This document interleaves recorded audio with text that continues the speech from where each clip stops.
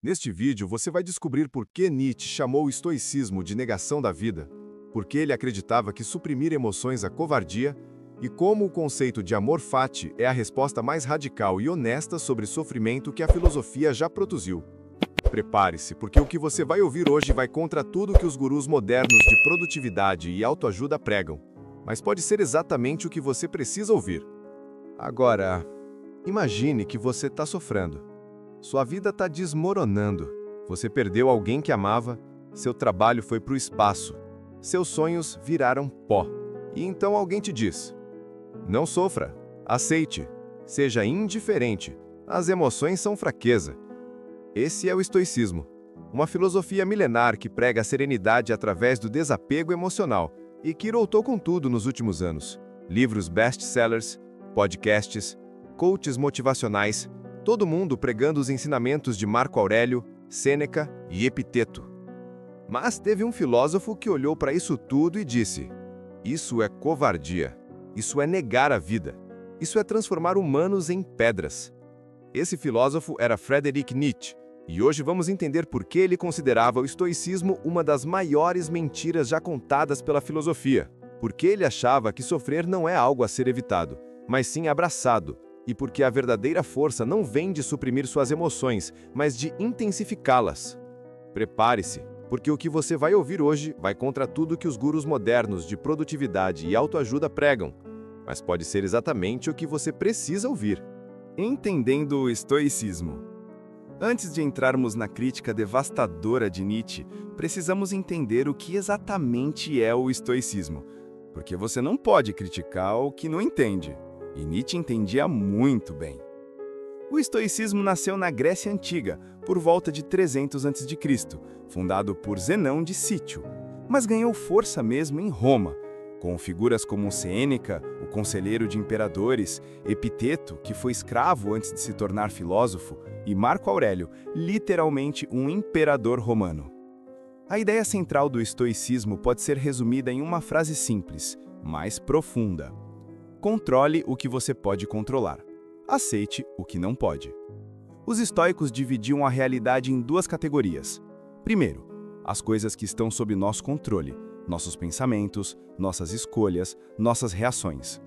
Segundo, as coisas que não estão sob o nosso controle, o que outras pessoas fazem, eventos externos, a morte, a doença, a sorte. E a sabedoria estoica diz: foque apenas no primeiro. Porque sofrer pelo segundo é irracional, é desperdiçar energia com o que você não pode mudar, é se tornar escravo de forças externas. Marco Aurélio escreveu em suas meditações: você tem poder sobre sua mente, não sobre eventos externos. Perceba isso e você encontrará força. Epiteto foi ainda mais direto. Não são os eventos que perturbam as pessoas, mas sim seus julgamentos sobre esses eventos. Em outras palavras, o sofrimento não vem do que acontece com você, vem de como você reage ao que acontece.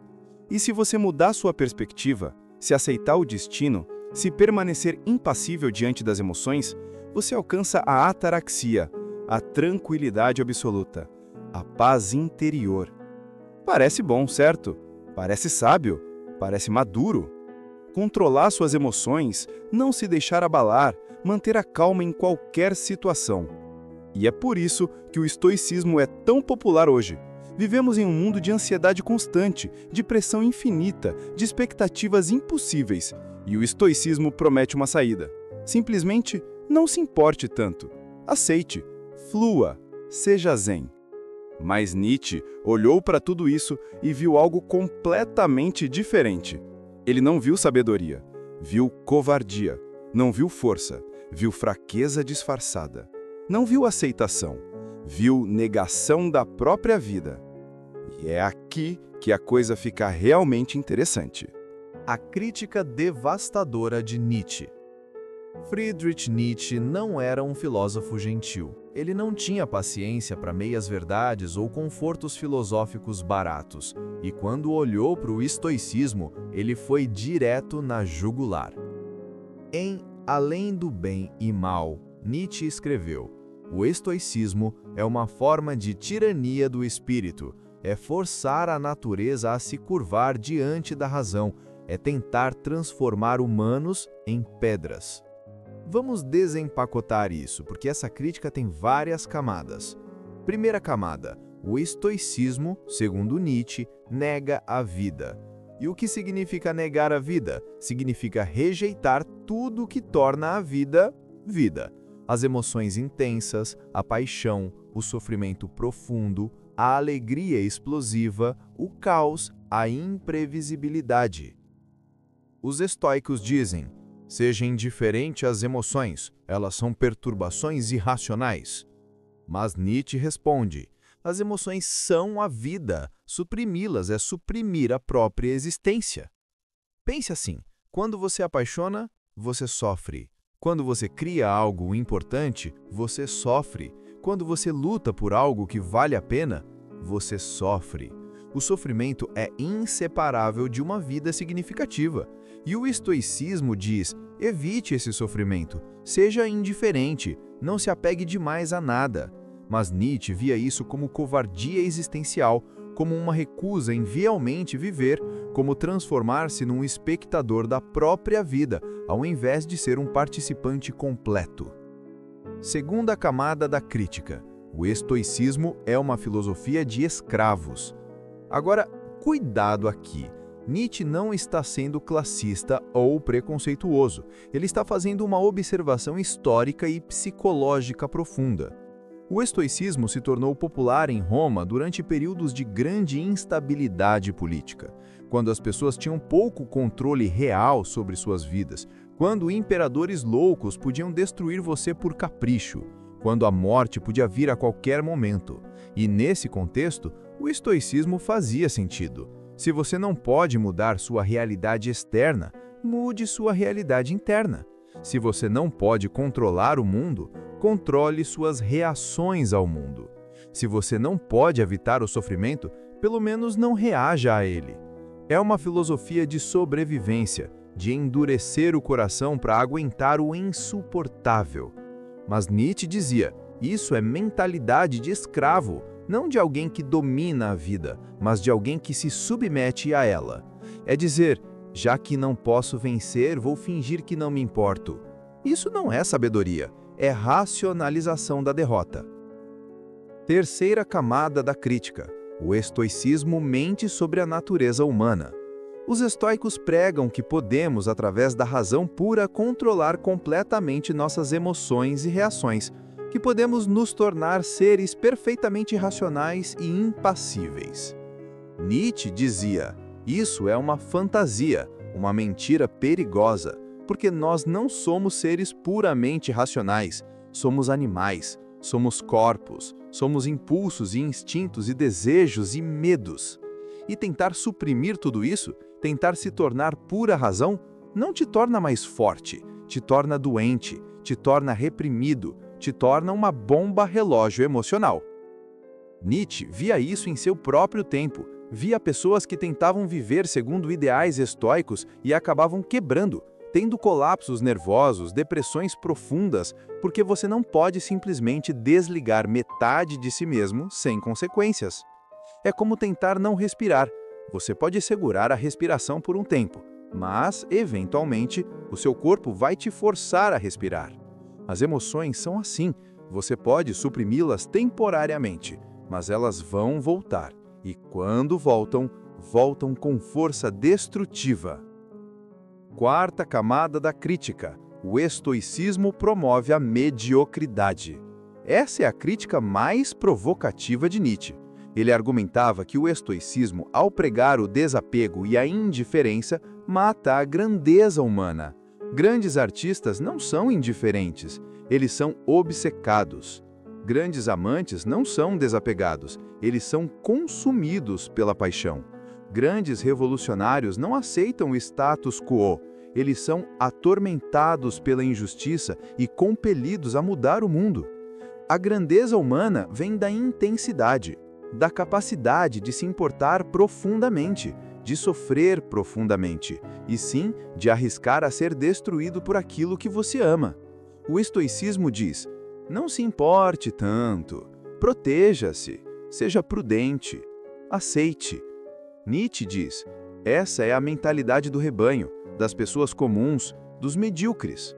O Übermensch, o super-homem nietzschiano, não evita o sofrimento, ele o abraça, porque sabe que através do sofrimento extremo se alcança a grandeza extrema. Pense nos seus heróis, nas pessoas que você realmente admira. Elas são indiferentes? São desapegadas? Ou são intensamente apaixonadas pelo que fazem, dispostas a sofrer por isso? A verdade desconfortável é: todas as grandes conquistas humanas vieram de pessoas que se importavam demais, não de pessoas que cultivaram indiferença. Amor fati, a alternativa de Nietzsche. Agora você pode estar pensando, beleza, Nietzsche criticou o estoicismo, mas qual é a alternativa dele? Só sofrer eternamente? Ser escravo das emoções? Não. A alternativa de Nietzsche é muito mais radical e, paradoxalmente, muito mais difícil que o estoicismo. Nietzsche propôs um conceito chamado amor fati, literalmente amor ao destino. E à primeira vista parece similar ao estoicismo. Ambos falam sobre aceitar o destino, mas a diferença é crucial. O estoico diz: aceite o destino com indiferença. Não deixe ele te afetar. Seja como uma rocha que as ondas batem, mas não movem. Nietzsche diz: não aceite o destino com indiferença. Ame-o. Deseje-o. Não apenas aguente o sofrimento, mas queira o sofrimento. Não apenas suporte a dor, mas seja grato pela dor. Ele escreveu: minha fórmula para a grandeza em um ser humano é amor fati. Que nada se deseje diferente, nem para frente, nem para trás, nem em toda a eternidade.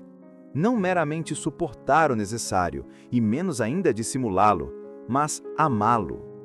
Vamos explorar a diferença com exemplos concretos. Imagine que você foi traído por alguém que amava. Uma dor devastadora. A resposta estoica seria: não sofra por isso. Era algo fora do seu controle. A pessoa escolheu te trair. Você não pode mudar isso. Aceite e siga em frente. Cultive indiferença ao que aconteceu. A resposta nietzschiana seria: sofra. Sofra profundamente. Sinta cada grama dessa dor, porque essa traição vai te transformar, vai te ensinar algo sobre amor, sobre confiar, sobre si mesmo. E um dia, quando você olhar para trás, você vai dizer: eu não mudaria nada. Essa dor me tornou quem eu sou. E eu amo quem eu me tornei, então eu amo também o que me tornou isso, incluindo a traição. Vê a diferença? O estoico tenta não sentir. Nietzsche diz: sinta tudo, mas depois transforme esse sofrimento em combustível, em material de construção, em significado. Outro exemplo: você fracassou em algo importante, perdeu anos de trabalho, viu seus sonhos desmoronarem. Estoico diz: não se apegue a resultados, você fez o seu melhor, o resto estava fora do seu controle. Aceite o fracasso sem emoção e tente de novo. Nietzsche diz: quebre-se com esse fracasso. Deixe ele te destruir completamente, porque só através da destruição total você pode se reconstruir de forma mais forte. E quando você eventualmente triunfar, você vai olhar para esse fracasso e dizer: obrigado, sem você, eu nunca teria me tornado capaz de vencer. O amor fati não é otimismo barato, não é tudo acontece por uma razão ou no final tudo dá certo. É algo muito mais profundo e honesto. É dizer, mesmo as piores coisas que aconteceram comigo, mesmo as dores mais insuportáveis, mesmo os traumas mais profundos, eu não os removeria, porque eles são parte de quem eu sou, e eu amo quem eu sou. Então, eu amo tudo o que me fez ser isso, incluindo o horrível. É uma afirmação total da vida. Não da vida como gostaríamos que ela fosse, mas da vida como ela é, com toda a sua crueldade, injustiça, dor e caos. Nietzsche tinha uma imagem mental para isso, o eterno retorno.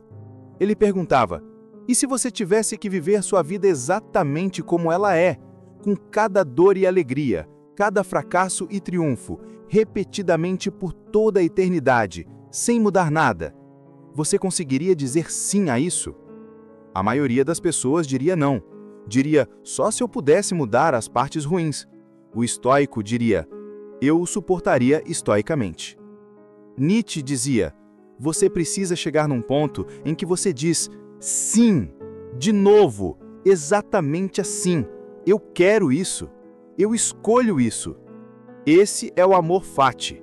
E é infinitamente mais difícil que indiferença estoica, porque requer você abraçar não apenas o que é bom, mas também o que é terrível.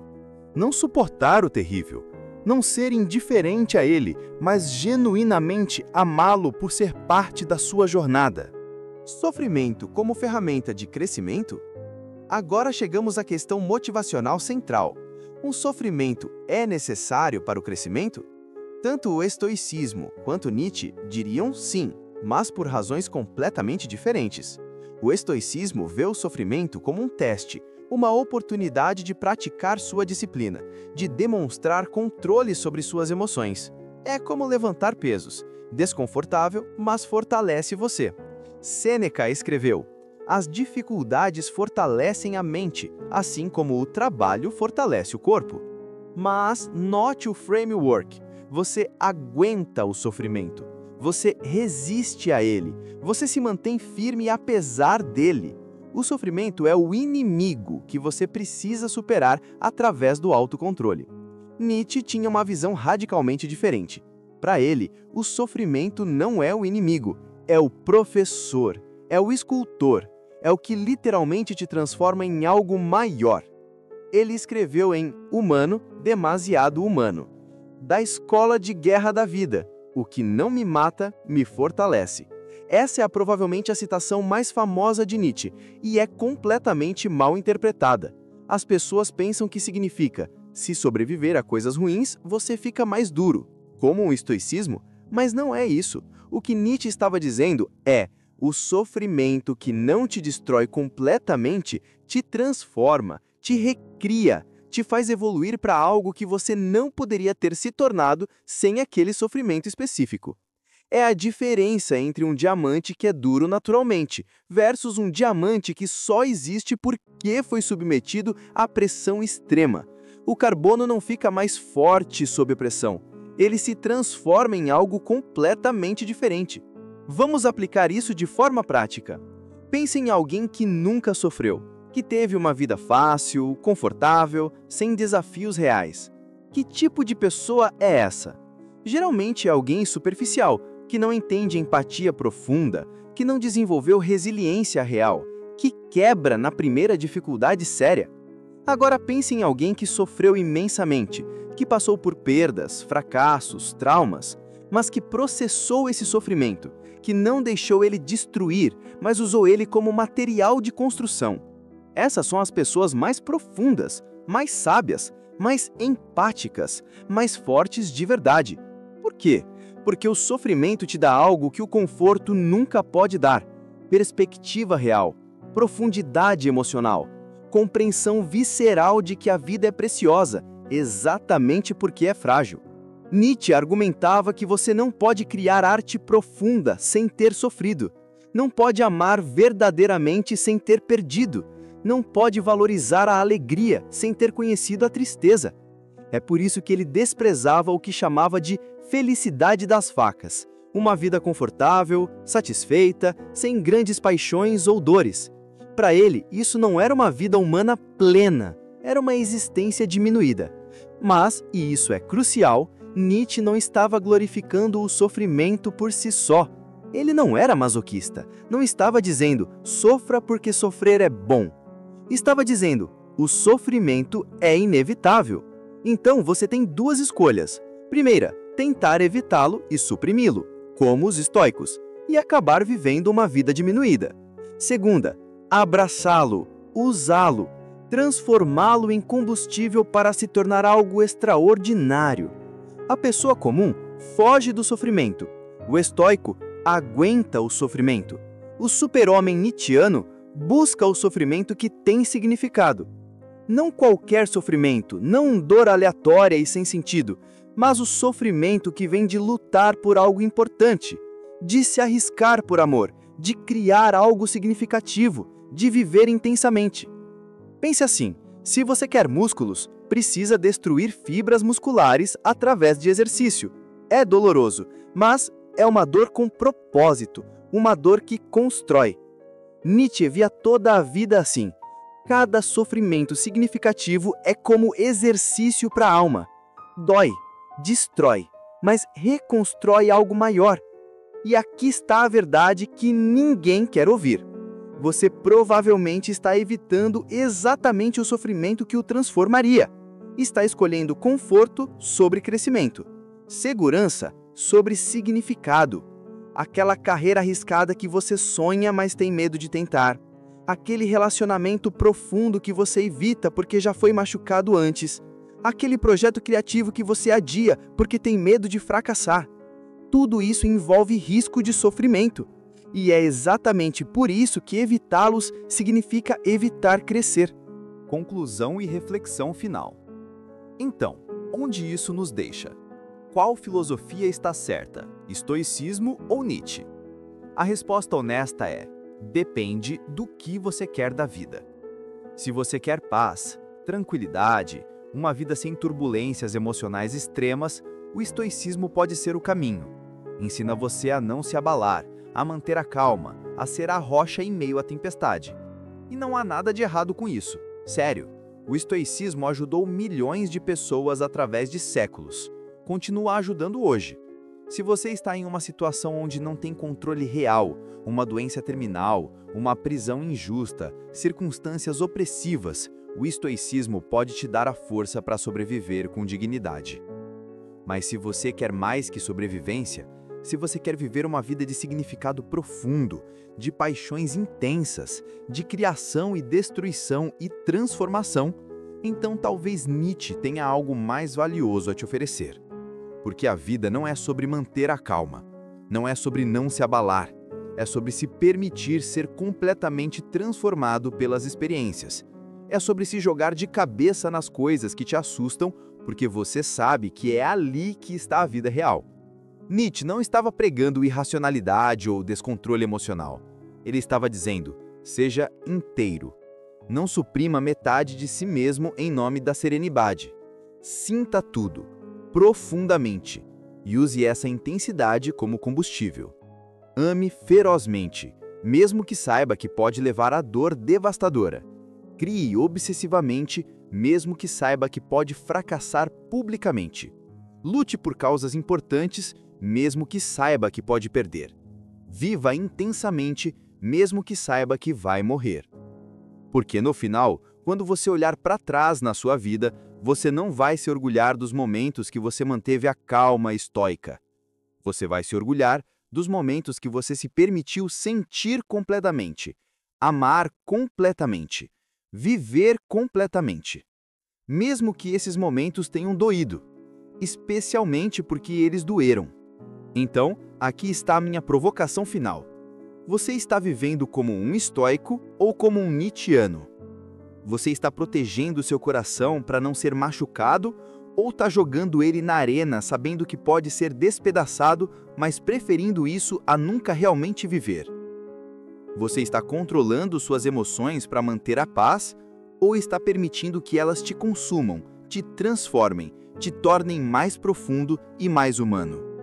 Você está aceitando seu destino com resignação ou está amando seu destino, incluindo todas as partes horríveis, porque elas são o que te tornaram quem você é? Não existe resposta certa universal, mas existe uma resposta certa para você. E só você pode descobrir qual é. Mas lembre-se disso, você tem uma vida, uma única vida, e ela vai acabar, mais cedo do que você pensa, mais cedo do que você quer. Então, a pergunta é: você quer passar essa vida tentando não sentir demais, não sofrer demais, não se importar demais? Ou quer sentir tudo, sofrer profundamente quando necessário e se importar tanto que dói? Uma dessas opções é mais segura, a outra é mais viva. Escolha com sabedoria. E se você escolher o caminho nietzschiano, se você escolher abraçar o sofrimento como ferramenta de transformação, lembre-se disso. Não é sobre buscar dor aleatória.